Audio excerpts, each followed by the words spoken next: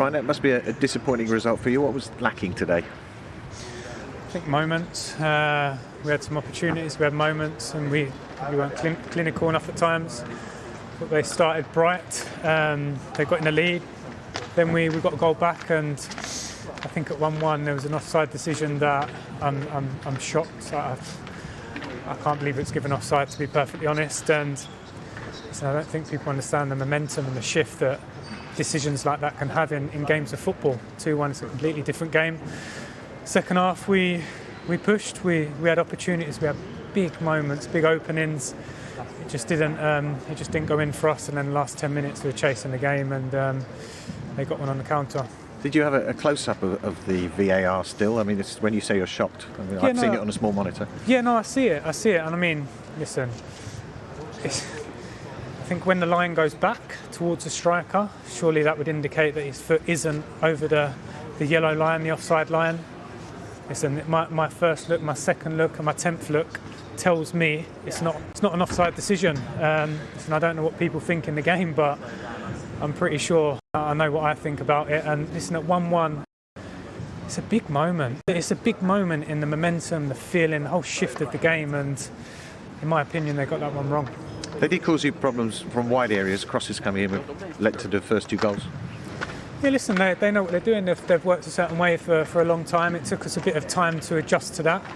And I felt we did in the second half. I felt like we were the team that got control of the game, and we were pushing. Of course they're going to create opportunities. They're a very fit team and they keep pushing, but didn't really feel like in massive danger for 20-30 minutes in the second half. Like I say, there was big moments. I think Sonny had a really big chance. Coco had an opportunity 1v1. I think Harry hit the bar. These moments, you need to take them in games like this. It clicked for the equaliser. Dele Alli feeding the ball through. That sort of faded in the second half. You had to make changes. What was the thinking? No, I think you always make changes when you're chasing the game. We were pushing. I think from early on in the second half, we were creating openings, we were creating opportunities. Just didn't go in for us today. Did you say before the match you needed to win all 4? You revise that now, it's going to make it No, I didn't say we needed to win all 4. I said today was a massive game for us, and it was a massive game. Disappointing result. Obviously, it hurts. It's disappointing to lose games. I said all along, our focus is on the next game. It's not easy to win games in the Premier League. We've seen that all season. We've seen that here today, and our full attention has to go on next weekend now. Thanks, Ryan. The Spurs players make their way up into the stand behind us because of the COVID restrictions, so they're just a few feet away. They couldn't get off the pitch quick enough, and every single one to a man off with their shoulders slumped and their heads down. That was a bad day for them. Yeah, it was a bad performance. It really was. It was a poor performance. There was not enough desire there. And they only wanted to play really when they're in possession of the ball. That's what concerned me today. And if you do that against Leeds, you cannot do that against Leeds because they've got the energy, and they showed that. The movement off the ball for Leeds today was excellent, and they really gave every single ounce of effort, Leeds, where I think Tottenham just wanted to play when they had the ball. They didn't put the hard yards in to try and stifle Leeds. And at the end of the day, if you play like that, away from home here, you're going to get punished. And from 1 to 11, Leeds were a better side on the day. This is Leeds team mid-table. This is the Tottenham side trying to get to the top 4. How can Glenn stand there and question the desire and the will of a side who are trying to get into Europe next season? Well, before you think about tactics against this Leeds team, against the Bielsa team, you've got to think, can you match them physically all over the park? Because they're going to match you up man for man. And if you're not willing to run with them and match them stride for stride all over the pitch for the 93, 94 minutes, they will overrun you. And they've done that completely today. But also, I think you must add, tactically, I think he got his spot on. He isolated the 2 fullbacks every time he had the chance to do that. Either get on 1v1 or create overloads in the wide areas. And that's where a lot of the opportunities came from. But most importantly, if you're a Spurs fan, you're thinking they got out fought, they got out run all over the park today throughout the whole game. And that's a sorry state to be in. It's not acceptable because that's the number one, the first thing you ask for as a manager is at least show some desire. Well, yeah, exactly. You've got to have that as a footballer per se. If not, you're never going to get the best out of yourself as an individual or a team. But you say about the overloads, Rio, you're absolutely right. But to get overloads, you need to hurt yourself. You need to make them runs of 30, 40 yards that you might not get the ball. And that's what Leeds did today. They were prepared to run without the ball. And if it came, it came. But if not, they were creating space for each other. And that's what they do when they're at their very best. Spurs didn't match that at all. Look, there's two sides to every story. And if we're questioning Spurs' approach today, it's unquestionable the way that Leeds approached this game. They were brilliant, start to finish. Let's get some reaction right now. Here's Patrick Bamford with Des. Patrick, that's a very entertaining afternoon and a very satisfying win, I'd imagine. Yeah, I think the first half was definitely stronger for us than probably the second. I think they came back into it a little bit. But we stood strong, and they're a top team with top players, so it's one of them where we had to kind of be fully concentrated all the time, and that goal at the end just kind of settled a few nerves, I think. Well, the goals haven't been flowing, have they? Despite Leeds' attacking style, you fixed that today.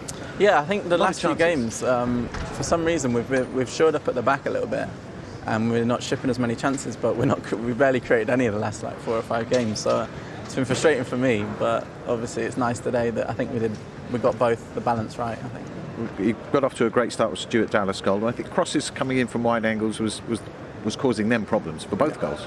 Yeah, our wingers were brilliant, to be fair. They put the ball in the right position, and they were difficult balls to defend, so it was a goal was coming eventually, and fortunately it came from cross. And one of them is your 15th of the season?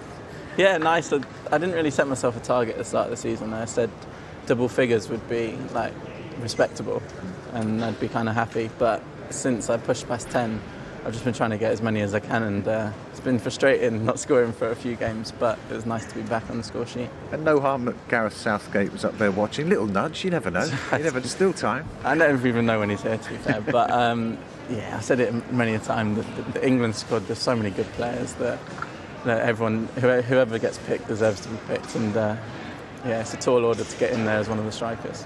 And you claimed the distinction of not having lost to any of the top 6 sides. This is your first win, 5 draws. That's pretty impressive for a promoted side. Wait, so I missed the question, sorry. You haven't lost a game against any of the so-called top 6. So it's 5 draws, and of course this victory as well. That's quite a nice little accolade to have for a promoted side. Yeah, I mean, we got thumped by United and Chelsea. I mean here. Oh, here, sorry. I was going to say. It is. I think it's important, especially home form. And I think the fact that we did lose some of them away games, it was important to kind of put it right against the teams we lost against. I think we got out of that one in the myself in that, didn't I didn't help you. 3 games left, so you're going to finish the season high. It even sets the tone for next season in many respects, this finish. Yeah, that was the manager's kind of last speech before we left the hotel, that we've done really well this season, we had a marvellous season as a team, but there's no point just going out on a whimper, and everyone kind of, in football, everyone has a short memory, so just remember the last 4 games we have. So I think finish strongly and really kind of finish the season on a high. Well done. Thank you very much. Cheers, thank you. Well, we don't know who the Tottenham manager is going to be next season, but we do know he's going to have to embark on a rebuild, most likely without being able to offer Champions League football to his players because they've been beaten 3-1 by Leeds United today. We've got Glenn and Rio now to reflect on this brilliant win for Leeds United. And actually, Rio, you're at the touchscreen for the first goal, which I guess in so many ways tells us so much about both teams today. Yeah, I thought Harrison today was a pick of the bunch. I thought he was excellent today in everything he done. I think one of the game plans we spoke about, me and Glenn earlier, was they tried to isolate the fullbacks, and he does that tremendously well. He holds the width, and this is what he wants. He wants to be in this position here, where he's got the fullback 1v1, and then he can either go outside or inside, and he's desire then is to get to the touchline and take on Aurier. I think he fancied it all game against Aurier today. He got out there, he got it in other pockets as well, but this is where he fancies himself. Can go either side, faces him up. But a bit I want to focus on here as well is, look, Eric Dyer, you see him there. Now, if I was a centre-back, I think he's in a fantastic position there. He sees Bamford coming on his left shoulder. He's aware of where he is. He's probably 50-50, if not 60-40 in his favour to win this ball that gets put across this area here. This is where the ball's coming. You can see it. The ball's coming across this area here. He's the favourite for that ball. I don't know where he gets it in his mind where he feels it's the right thing to do to actually let the ball run across his body. I'll play it on slow for you here as it comes. That area there, there's no way that he should be letting that ball run across his body. Punch it back where it came from or for a corner. Yes, Lloris made a save there, but the mistake there, I think, was Dyer completely. And Glenn, we can see the other 2 goals as well that Leeds scored today. And while we look at these, let's remind ourselves, this is no fluke or freak result for Leeds United. That's every single one of the so-called Big Six hasn't won here. No, absolutely. They've been up for every home game here against those so-called top 6. But look at the desire. We said about overloads, but look at the overlap there. He's run 40, 50 yards to make the spare man. And Bowles actually nowhere near tracking him. Probably why Mourinho actually didn't play him in those positions. Look at the desire there. Alioski just gets there. Then he gets into that decisive position, but gets his head up, has a little glance and lays it on the plate. Again, you've got Dyer maybe on his heels rather than getting across to shut the front door on that near post. And that's what needed to be done. Spurs, again, might have done better, could have stopped it.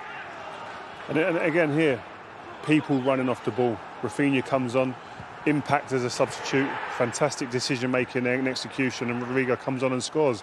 But again, it's about people running off people.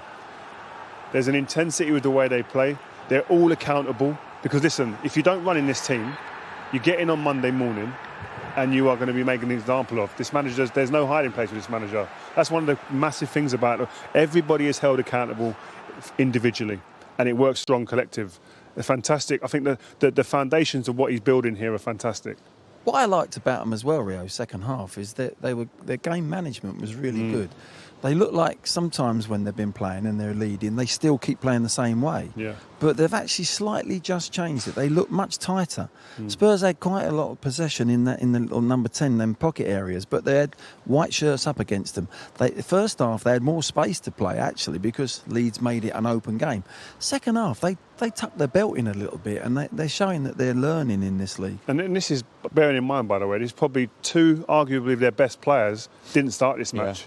Calvin Phillips and Rafinha. Rafinha comes on and sets up the 3rd goal, but that shows you that there's a confidence running through this place. There's a belief, there's an understanding of what they're actually being asked to do. So onwards and upwards. And they just answer questions, don't they? When they got promoted, people said, they've got championship players, the players aren't good enough. Then halfway through the season, everyone said, they're going to fade and falter because it's too intense under Marcelo Bielsa. At the beginning of the season, people said they were naive for playing too expansive and too open.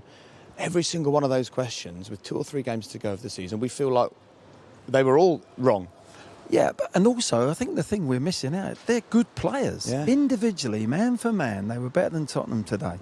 On a one given game, that can happen, of course. But they've been consistent in the Premier League, that they've shown they've got ability to make these runs, the energy levels, all the tactical side, what we're talking about. But he's got a good crop of players that he's built here. It's imperative that he signs a new contract. I mean, it's a little bit... If I'm a Leeds fan, I'm hoping I'm hearing all the right things he's going to sign. But, at the end of the day... It's just what he likes to do, the manager. Well, he does, but you've got to be fair to your club that, who's paying you. You've got to be fair to their future. And the quicker he signs from Leeds' point of view, the happier everyone will be. And I think that's the squad as well. The players will be settled. By the way, Jack Harrison, how good? Wow, listen, I think all season. I think he scored against Liverpool at Anfield earlier in the season. And I think he's just continued in that vein of form. I think... As a wide player, he's comfortable coming inside, playing off both feet. It's a cute ball into Bamford there. This is on the right-hand side, playing his part. Doesn't never stand still, this kid. He's always on the move. Energy levels are through the roof.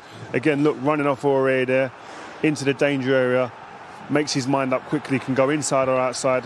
Here he goes on the inside. Great save there from Lloris. But I just love his desire. We keep saying that word. I think all the players in the league shirt today showed it. But the way he plays, he's direct.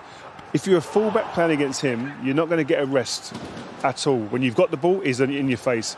And then obviously when he receives the ball, this is what he's about, getting to the byline and creating opportunities. And today I thought he was the most dangerous player. The great asset he's got 2 feet. He's got right and left foot. It doesn't matter if he's on the right side or the left side. But that's, if he's on the left side, he can come back on his right.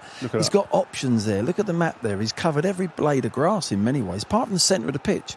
Don't need to. He's got other players to do that job. But he's got pace, and he's got a turn of pace. That's the difference. Some players have got pace, but this kid's got something where he can go slut and then turn into something really quickly, and that catches defenders out. And one of the things that you've loved throughout your career is spotting and improving young players. How far could he go? What is he? Is he a top 4 player, a top 6 player? Yeah, I think so. I think he's only going to get better. I think, he's got talent. And if you've got talent, you can see where it can go in the next 2 or 3, 4 seasons. He's going to be a top player because he can play one touch. When he played that ball back there on the volley with his right foot, and then he kept running. He can play 1 and 2 touch. That is a sign of an astute player, a good player. If he can run with the ball as well and beat players, that's an added bonus. He's got both strings to his bow. I think added to that as well is his movement. His movement to get on the ball is old school almost. It's like you're looking at a textbook wide player in certain... Listen, there'll be certain areas he's got to clean up on. We're not saying he's a finished article by any means, but he's got some fundamentals in his game that as a wide player is what you put into your wide players. Opposite movement to get on the ball, mixing it up, running in deep in behind, but also coming to feet. And then it's about, obviously, decision-making. When you're a wide player, you've got to make the right decisions at critical times. And at the moment, he's getting it more right more often than not.